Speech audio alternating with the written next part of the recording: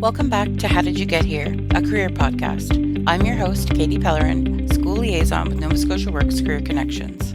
I work with students in high schools across Guysborough and Antigonish counties, helping them explore careers, find employment opportunities, and figure out what comes next after high school.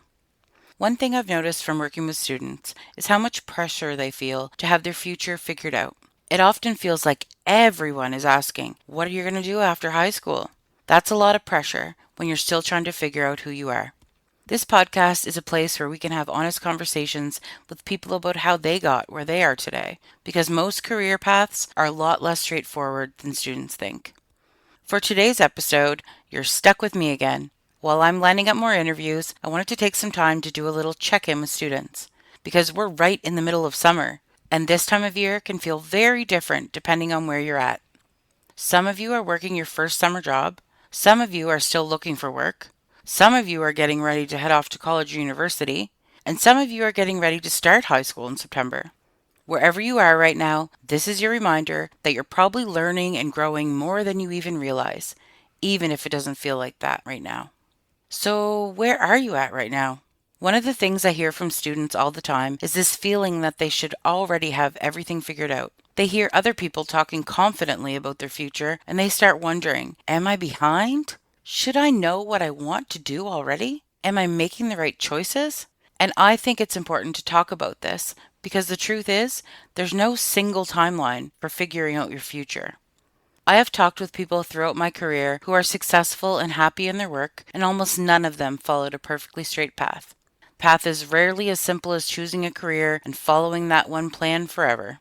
You're going to change many times throughout your life. Your career isn't supposed to be the one thing that never does. So, if you're working this summer, I want to take a minute and think about your experience. It's easy to focus only on the job itself. You might be thinking, I'm just working at a store, I'm just working at a restaurant, I'm just working at day camp. But those experiences are giving you something much bigger than a paycheck. Every workplace teaches you something. Maybe you're learning how to communicate with people who are different from you.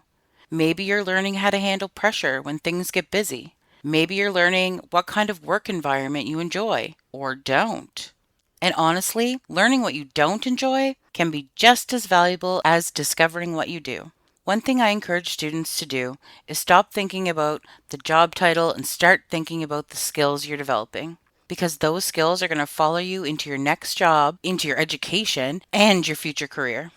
Now, I also want to talk to students who are not working this summer, because I know this can sometimes feel really discouraging. Maybe you applied for lots of jobs and haven't heard back. Maybe opportunities are really limited where you live.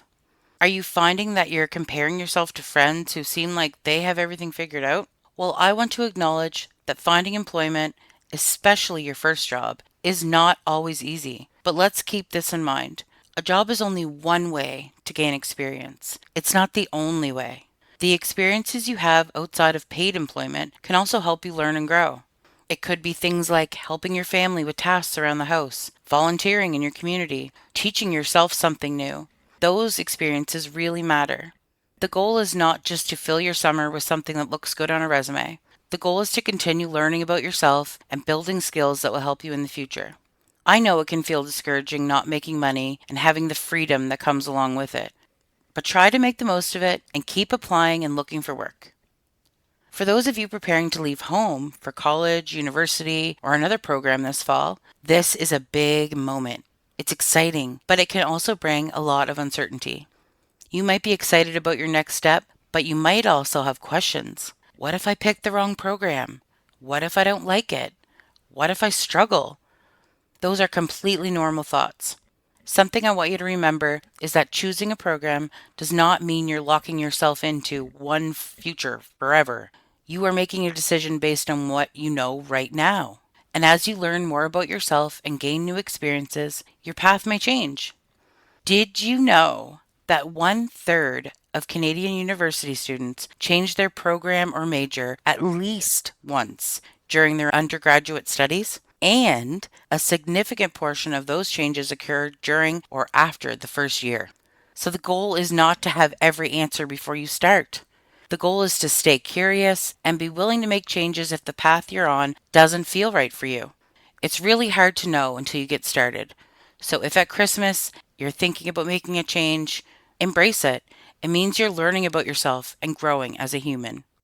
For those of you starting high school in September, this is a great time to think about what kind of year you want to have.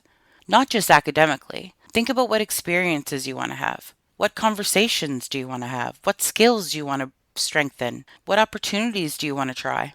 There are so many opportunities in high school to create experiences that will help you figure out who you are and what you want for your future.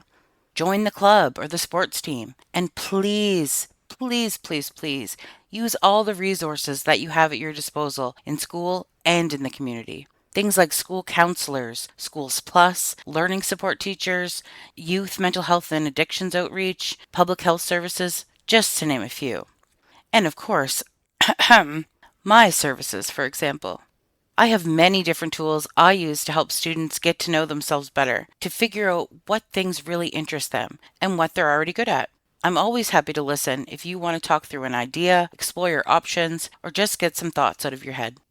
Before I wrap up today, I want to leave you with a little challenge for the last few weeks of summer. Before September arrives, do one thing that helps you move forward in your career development journey.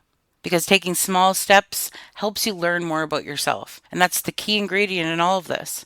The better you know you, the easier it will be to make career decisions. It might mean trying something new, updating your resume or creating a portfolio, or just maybe dropping in to chat with me during my office hours. The most important thing is that you keep moving forward with this self-exploration. Your future won't be defined by one decision you make. It will be shaped by all the small choices, the experiences, and the growth that will gradually turn you into the person you're becoming. Thank you for listening to How Did You Get Here? A career podcast. I hope this episode reminded you that wherever you are right now, whether you're working, waiting, preparing, or still trying to figure things out, you are still building your future. And your journey doesn't have to look like everyone else's. Until next time, stay curious, keep exploring, and remember that every experience is valuable and helps to shape your story.